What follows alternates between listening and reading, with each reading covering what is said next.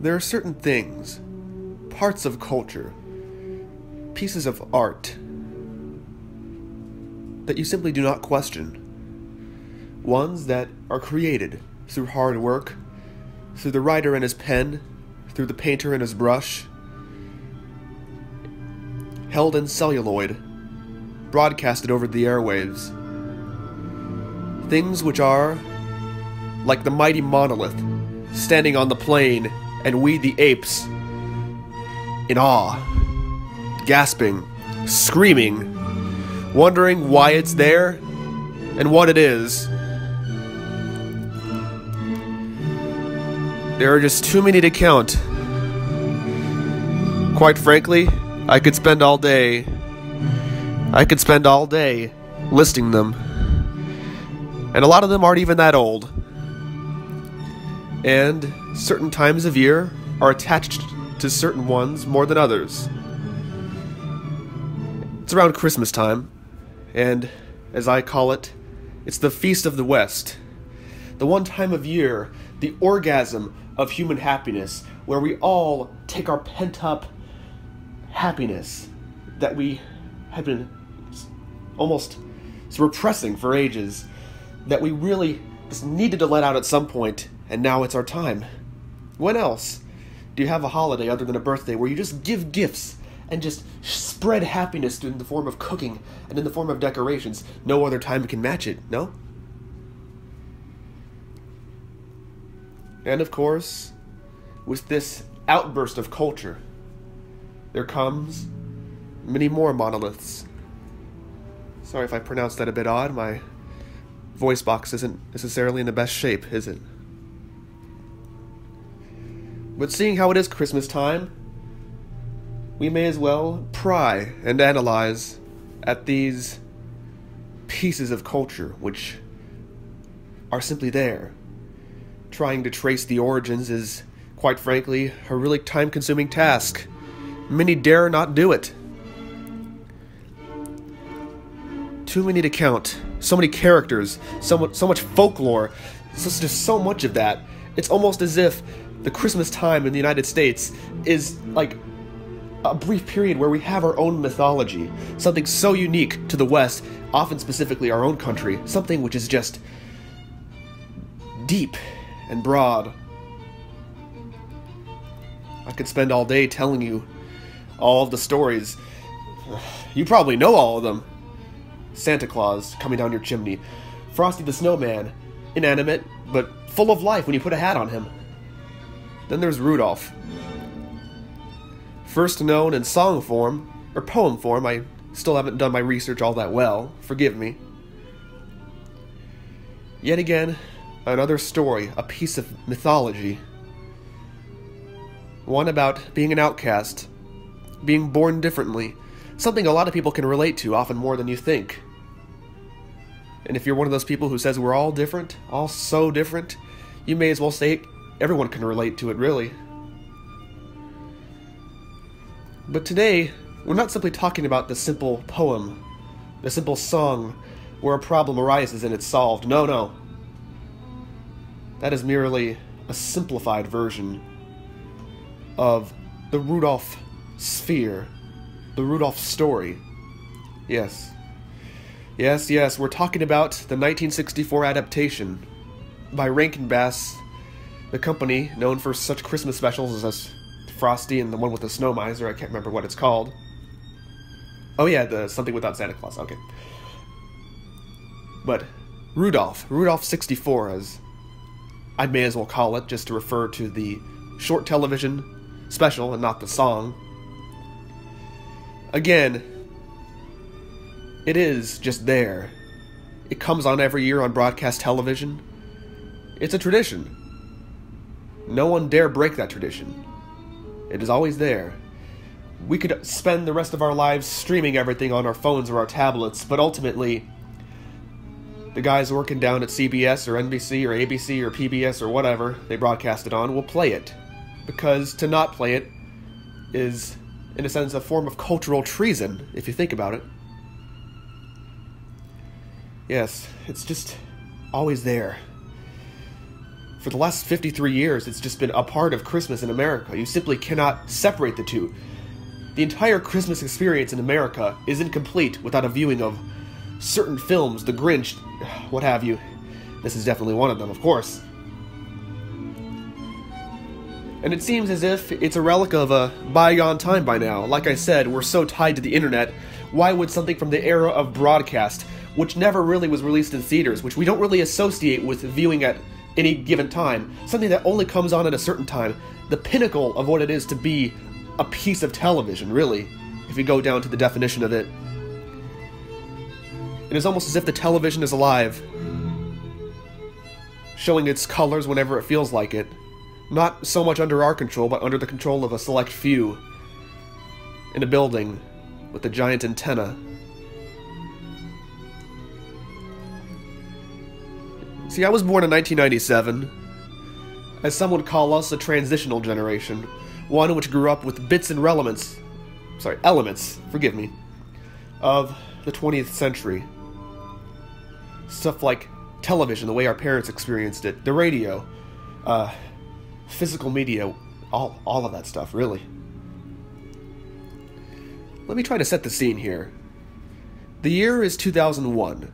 Maybe it was 2000, maybe it was 2002. I wasn't really aware of what year it was. It was simply the time before you really recognized that. A time in early childhood. I must have been about 5 or 6 or 4 or what have you. And there I was, sitting on the floor in front of our big black cathode ray tube TV. My brother right next to me. I was probably drinking hot chocolate or something of that matter. My mother toiling away in the kitchen, my father maybe on his computer or something, doing stuff related to work. We were a little behind the curve, you see. My parents both worked for the public school system, so their pay was meager. So all we could afford as far as television was that big old TV, which must have been about 10 years old at that time. And no cable at all. We simply had an antenna, receiving television the way it's always been received up to that point, and maybe a few years after. The picture often obscure and fuzzy, the sound often popping in and out as far as its quality. In a sense, it kind of reflects how childhood really is, a fog. You have not really acquired the lens to view the world with clarity. It's fuzzy. Looking back, it's almost as if it was dreamy, like walking through the sky, the cumulonimbus maze, if you will. Oh yes, I remember. Trying to remember. Well, that's the thing about the 1964 adaptation of Rudolph. Every time you watch it, it seems like you see something new. We've always seen Rudolph as the simple story. Oh, you're different.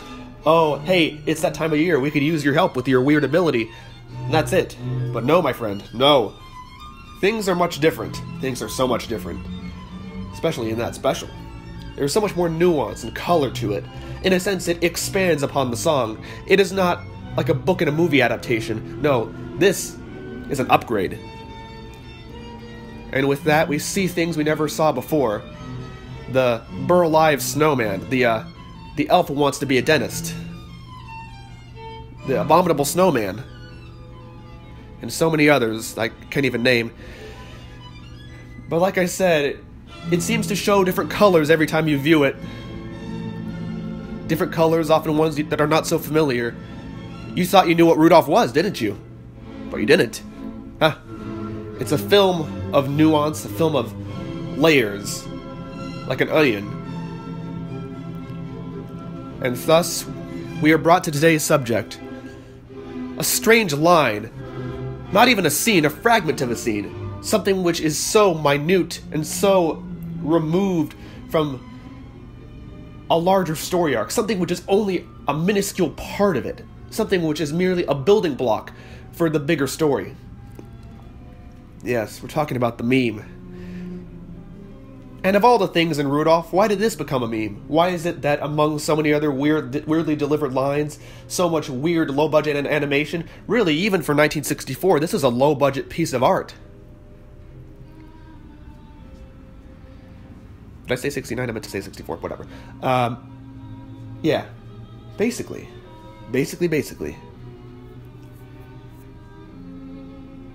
The elves, this sense of cohesion, this sense of community, this sense of fraternity, all of them banding together for one cause, for Christmas.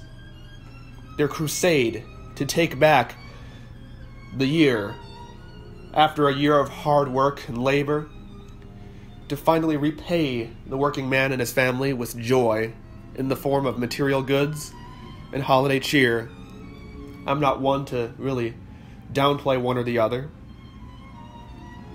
I really shouldn't downplay one or the other because they're both integral. I won't be a hippie and say one is not important. I won't be a total greedy bastard and say that one is totally unnecessary. No, I'm not Scrooge, am I? The elves, singing and dancing and doing all these things which are inseparable from what it means to be an elf. And the head elf, big head and big ego alike, always asking, inquisitive about what could possibly go wrong, what could possibly stop his precious Christmas from being derailed. Not stop from being derailed, no. What could derail his Christmas? What is there, lurking out there, trying to destroy it? Maybe it's not something which is there, something which isn't there. The lack of something, causing a hole in the structure, causing it all to come crumbling down. He will stop at nothing to find it. He'll seal the hole with whatever material he has, whatever cement, to tie it all together, to glue it all together, to create the perfect elf unit, one which will deliver the goods, both literally and figuratively, of course. A unit which is unstoppable, one which will live up to its name and what it means to be an elf.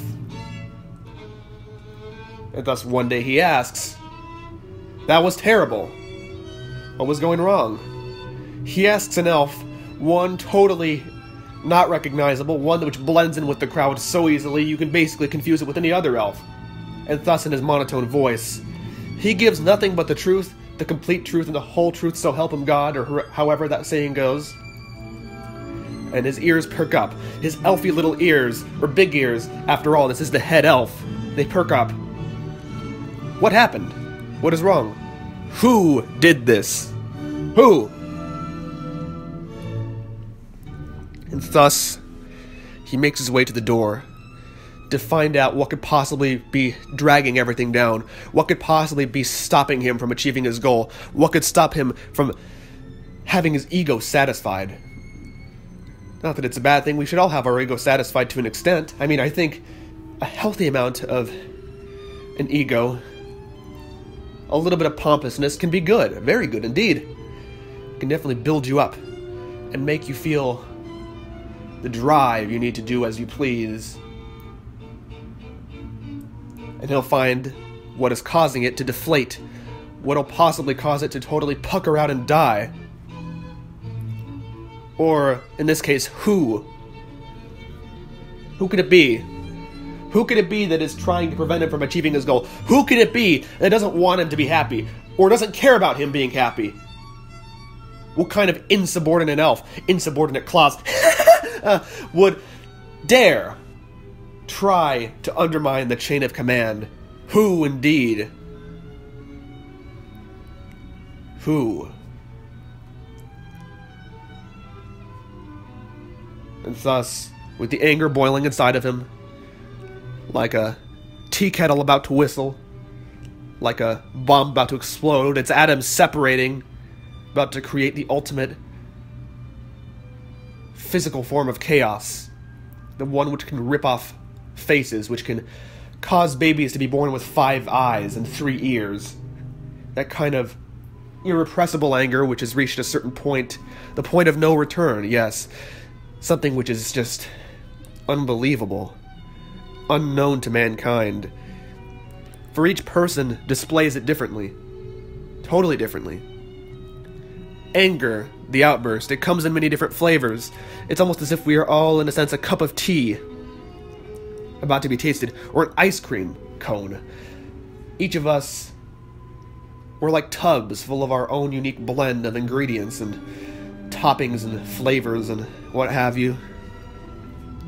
And what'll be of this head elf? What'll be of this big green bastard full to the brim with anger? What'll be of him? How will people suffer under his rage, under his fist, under his words? Who will suffer? Why will they suffer? We just talked about that. And so he meanders about, thinking who could do it. And now, with his goal fully realized and his object, his target, clearly in sight, he knows who will suffer. And he's going to tell them why, and then they shall. There's no doubt about that. He is the head elf. He has every right to do so.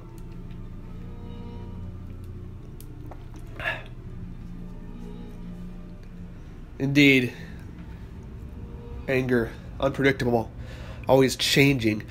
There are degrees of anger. We all express them differently. It's a ride. And watching it is even more of a ride. And that's why it could have been in the film. Yes, a way of showing children the possibility of anger in authority and how it can be expressed in a way that could possibly be better than what you expect or worse than you expect. Yes, that thrill, the masochistic thrill of thinking, oh, what'll happen if I do that? What'll happen if I cross that line, that fine line in the sand? What'll happen to me? What could happen to me? I'm in for the adventure. Let's ride along. What'll become of me once he takes his anger out, once he whips it out and smacks me over the head with it? Oh, of course we don't want to die. None of us want to die unless you're unfortunate enough to want that. But what'll life have in store for me when someone does want me to die? What is there? What is there indeed?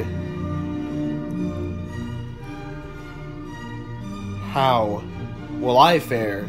Will I survive? And can I tell my friends the tale? Will I live to tell them the tale? I better be grateful. And thus, with his head full to the brim, round and bulbous, he walks in, opening the door, and exclaims it. The final tipping point, the release of such things, the climax, the outburst. Everything that led up to this, it was just a compiling, cumulative form of just excrement in a way. Until it hits the fan. And when it hits the fan, it'll fly. And finally, we know whose face it'll hit. Ah yes, the dandy little elf, toiling away at his little doll, practicing his skills in dentistry. Very odd profession if you ask me. I never even knew dentistry was a thing in the North Pole. Is there much of a market for it? Is it a way to make a living? That could be the reason. No one thinks he can make a living at it. But alas, this elf, he's realized it. Yes, the power of dental hygiene, something which may have not been known before to any elf, for that matter. Totally unknown. A foreign art. Something which you may never ponder if you're an elf in the North Pole, making toys. That may as well be the only thing you do in life, your lot in life. The only thing you'll ever do, the only thing you'll live to see. Just be there and be merry for Christmas and make toys. Now what kind of life is that? Yes. What kind of life is that? You must think many elves besides this guy probably wanted to break from the monotony, but they just had no idea of how to do it. Just think of how many people killed themselves, elves killed themselves, knowing that there was no escape. But alas, this guy found his escape. This happy little elf. Instead of being miserable about how he's tied to his situation, he merely finds a way to exit it. He seems almost totally ignorant of what the consequences may be, totally ignorant of what can happen if he steps over that line, totally ignorant of what it is to be an elf, and the practices of doing such.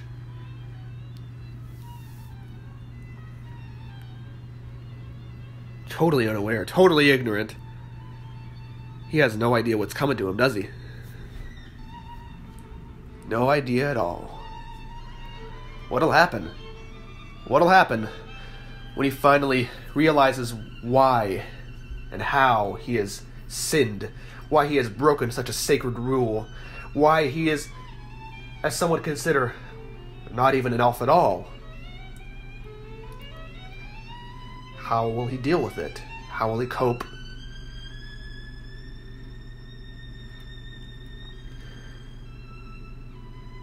The door is creaking open. It opens, and you hear it ring out. You hear it pounding your eardrum, and the words hit you, each of them carrying their own weight, their own respective heaviness. Words are like weapons in a way. You can't feel anything, but there is an impact. Whether it's the air hitting your ears, or simply the way they toy with your emotions. Yes, they're coming. Oh, beware, little elf. I don't know how much you can stomach. Some of us are tougher than others. Some of us have more immunity to the dehumanization or de-elfization that can come in the form of mere words.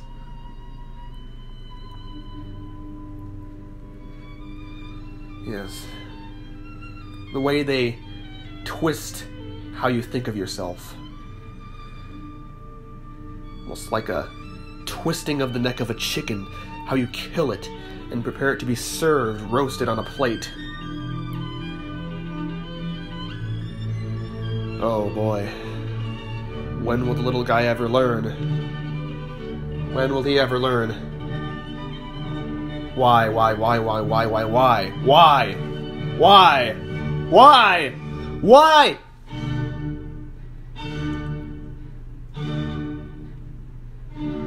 Why weren't you at elf practice? Forgive me here, I need to turn the record over.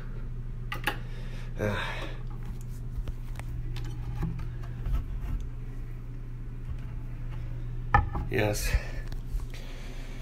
He must be shaking right now, must be thinking, oh boy, what's going to happen to me? I never done anything like this, I'm a good elf. He may have been. Maybe no one saw it coming. They probably did see it coming. You weird little thing. Doing your own thing. Not the elf thing. Doing something which a human should do. After all, you may have eyes, ears, a mouth, and a nose, and a head, shoulders, and knees, and toes, but are you really an elf? Or are you just a human with pointy ears? What are you, anyway?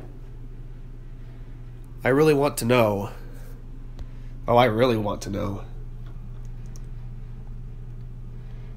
Yes, Mr. Dentist. What are you?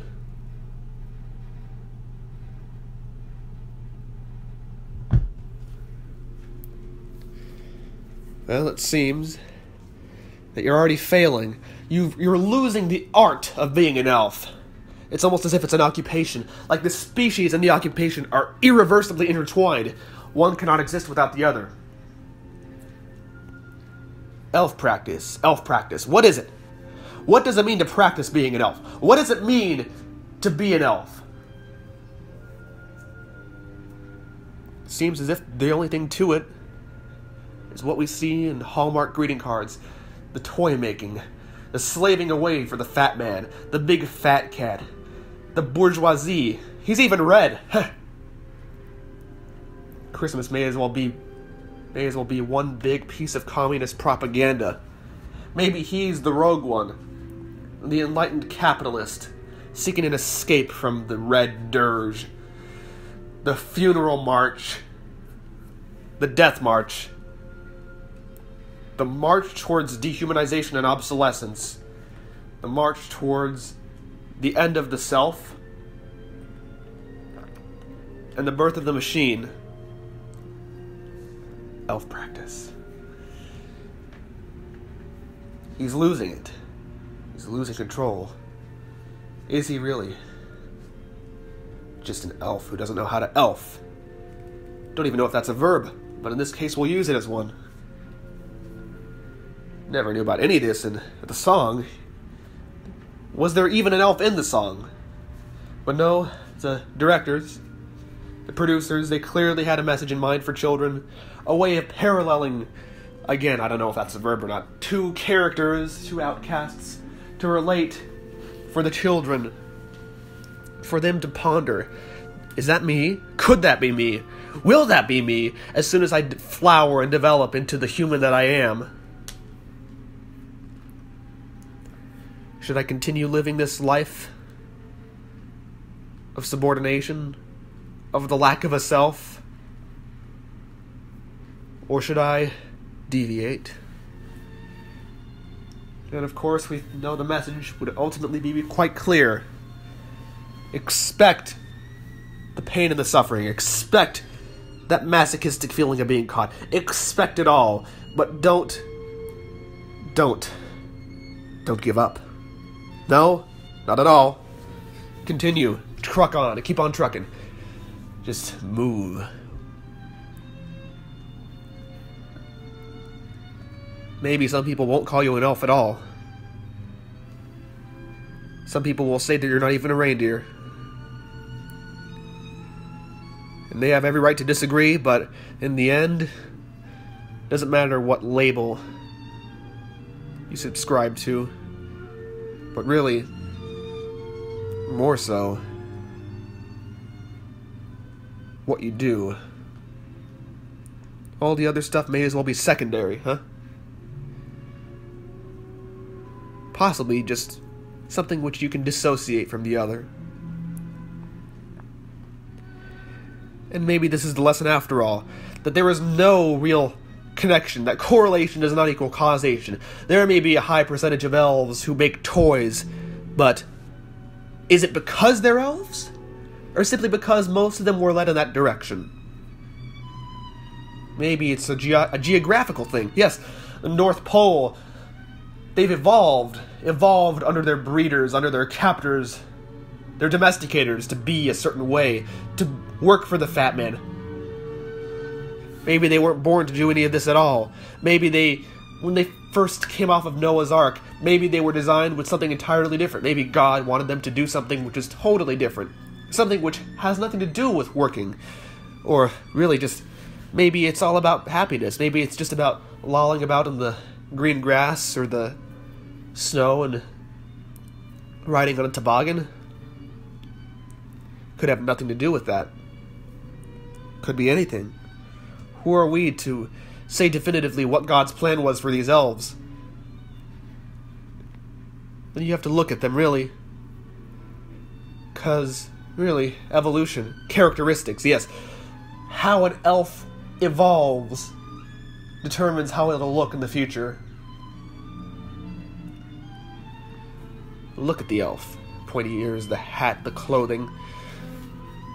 A lot of that stuff was simply attached to them.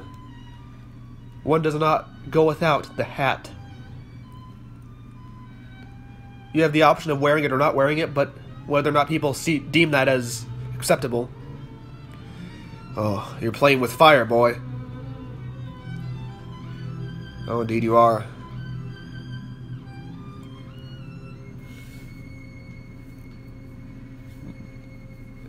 The ears, maybe they were evolved their way to interpret commands to the fullest, to the T. So every piece of ink, every drop of ink on the page of the rules in a book or on a scroll that is read aloud by a higher up and thrust upon their ears is devoured and consumed and eaten and digested into the mind. The bowels of the mind in which they pass through and leak into your soul. Yes, evolution, that's what it's all about. Creationists can argue about, people with different philosophies like deism or what have you. But in my humble opinion, the elves were probably the same as all of us. Little microbes that become creatures in the water, that grow legs and become amphibious, which then become like, a lizard or something, seamlessly going back and forth between land and water. And then the real growth begins, yes. The growing of materials, what it needs to survive out in the wild, where no one will care for them, where there's no divine light to show them the way, where they're left out alone with much hungrier and bigger and meaner creatures. All that's there is their own devices. How will they survive? Can they survive alone, or will they need someone to guide them through it? Through the massive maze of life, through the twists and the turns and the sharp jaws and the edges and the bushes with thorns, the blood-sucking parasites and the tapeworms. The parasites that consume the spirit, the juices, the sanguine nature of the happy elf.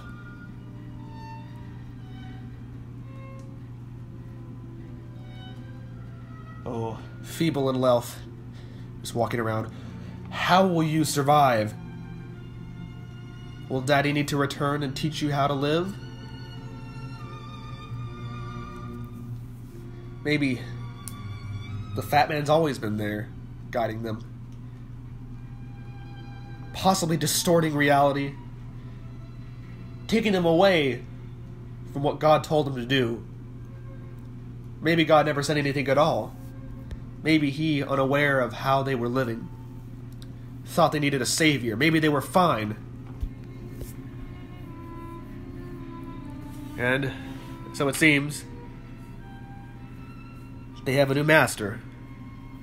And here we are, little elf, trying to be a dentist. What a hoot.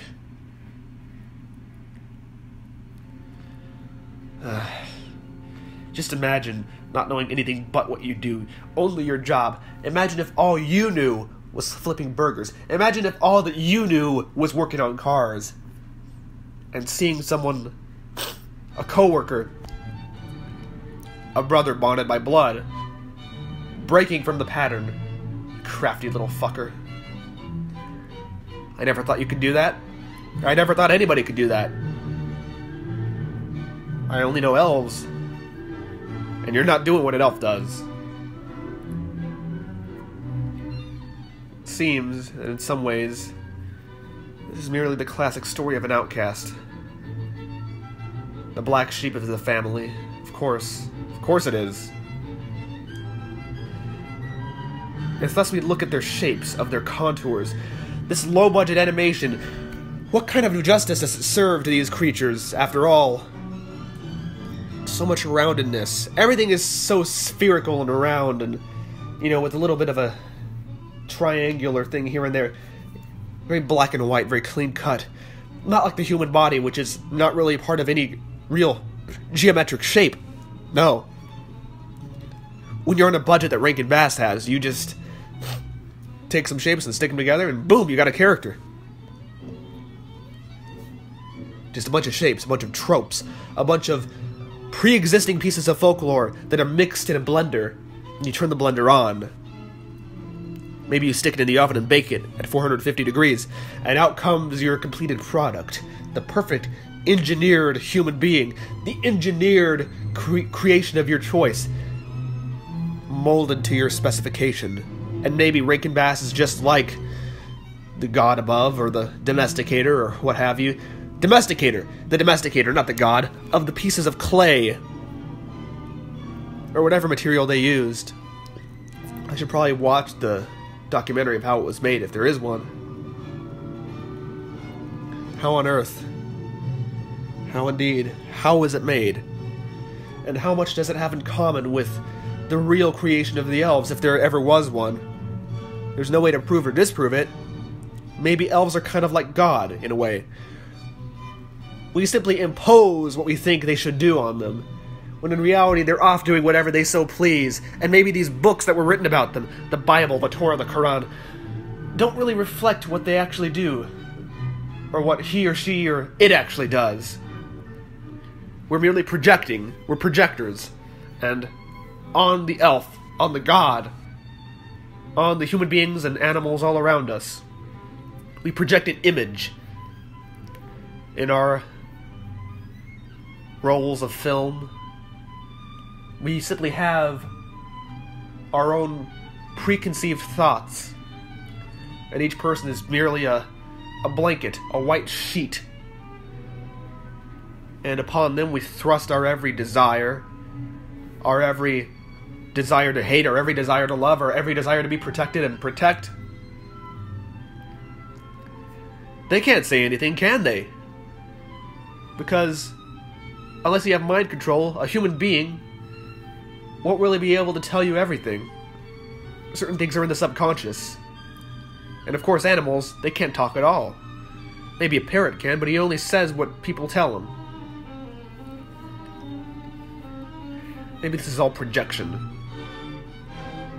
Everyone is merely a tape recorder with certain things recorded and played with a tape that cannot be taken out. A cassette permanently lodged in the thing that holds the cassette.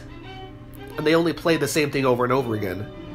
There is no adaptation for the world around it. The tape is our mind.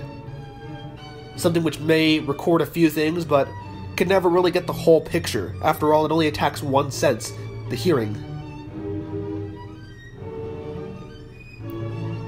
Maybe we're all just like that, or simpler, or more complicated. Maybe we're just as mechanical as that recorder.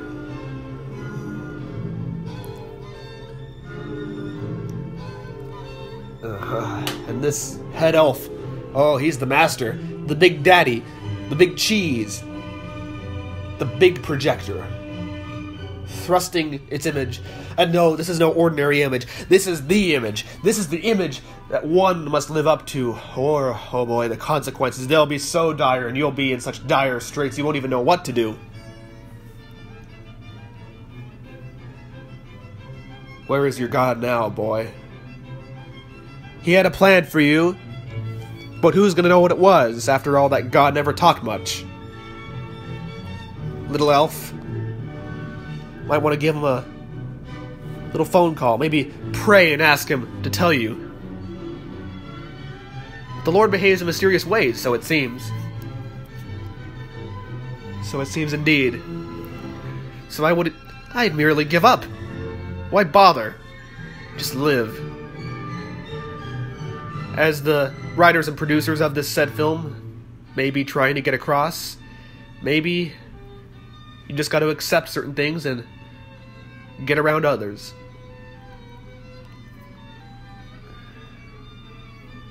But why the meme? Why was this a meme? Why is this yelling, this barbaric command, immortalized in the form of iFunny posts, of short videos which people put an hour, maybe 2 hours of production into? People who have the skills to produce great film, but only decide to make elf practice memes. Why? And I argue, it is that sense of masochism. The thrill of being told you can't. The thrill of not knowing what'll happen to you. The thrill of being a bad boy. And with every meme we get to experience a little bit of that. The feeling of your mother busting into your room while you're masturbating. The feeling of your father catching you stealing his beer. That edge of the knife. The guillotine about hanging over your head. The revolver with one chamber loaded, pointed against your temple. The payoff could be great. The payoff. It'll pay. Or maybe it won't. And you'll find out what lurks in the great beyond. Yes, the afterlife. Whether you'll go to heaven or hell, you'll learn how you are as a person, what you are as a person, who you are as a person. As soon as you go through this test, this trial, the inquisitive nature of authority, telling you you can't do that, or asking you why you can't do that, or asking why you can't do that, or if you can do this, or if you can do that, or... Inquisitive, that's what it is, authority. Just always asking what you can and can't do. After all, they're just projecting. They don't know the whole story. They only receive so much, but they can produce and give even more. So much more.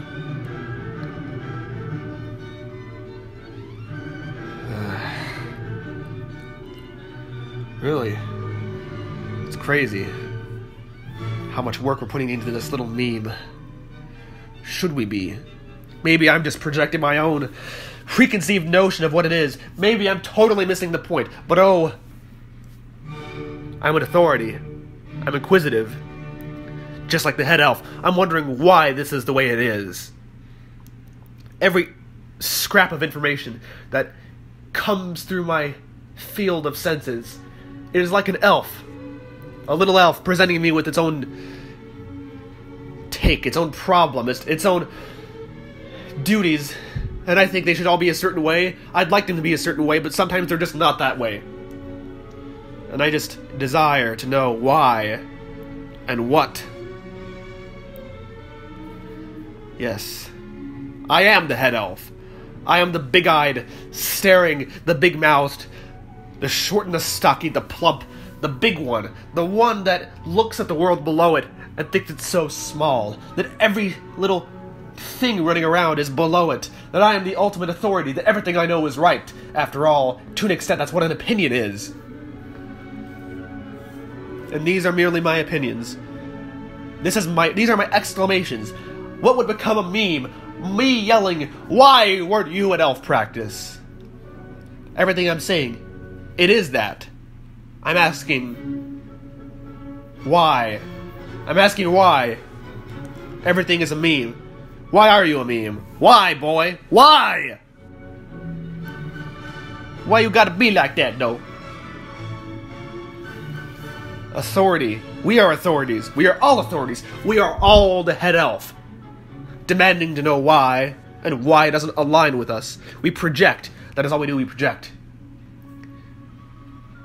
Yet at the same time, we are also little elves. Pushing the boundaries, trying to figure out what'll stop us. What'll happen if we cross into deviance. Will it hurt? Will it be a twist? Will things actually be better now that I've been caught? Oh. We are merely turning the page in the book of life. Playing one of those choose your own adventure books, really. Choosing the risky path because we know it'll deliver something. We'll feel something. We'll feel. That's what a human is meant to do. Feel. And to continue on the safe path is to limit the stimuli out there, which change our internal world.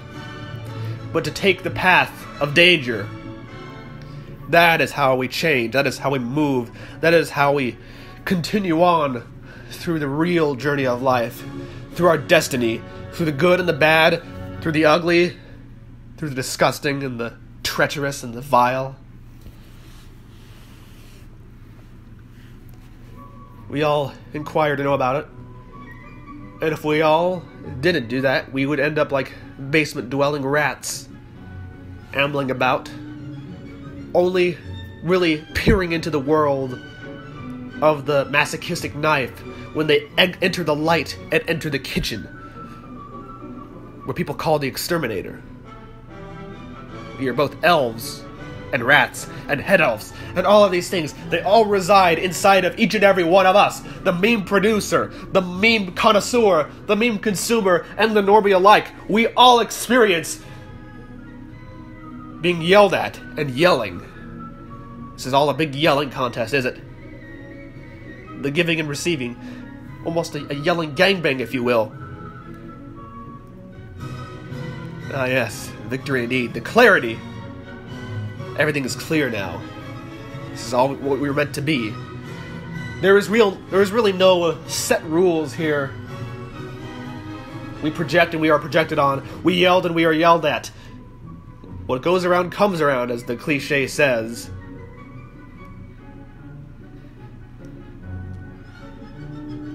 Oh, yes. What a joy.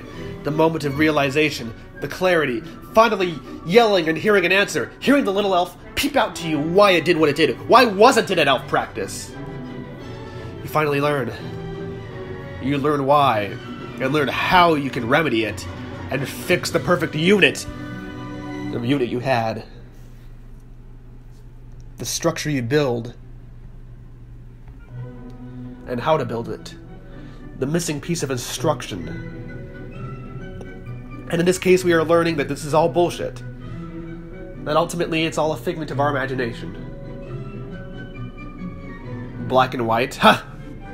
Grays, lots of grays, and they're all both black and white. Each and every one of us non-binary. Ha! But not in the gender way, but in the way I really don't know. It's all confusing, really. Yes, indeed. It's all just so all intertwined. And yet I go back to cultural monoliths. Why are they the way they are? Why do we project stuff on them when they've been around longer than most of us have been alive? I don't know. I can never tell you. You must simply respect the monolith. The cultural monolith. The Rudolph 64 monolith, which simply stands there and is broadcasted every year regardless of whether you're watching it on television or a tablet or a streaming service. You do not question it, but we do. And oftentimes there is no answer. But we do it anyway, because we are all head elves. Maybe we're all apes looking at the monolith, questioning it. Maybe the elves are the monolith. And maybe, yes maybe, the apes are the head elf. Thus I conclude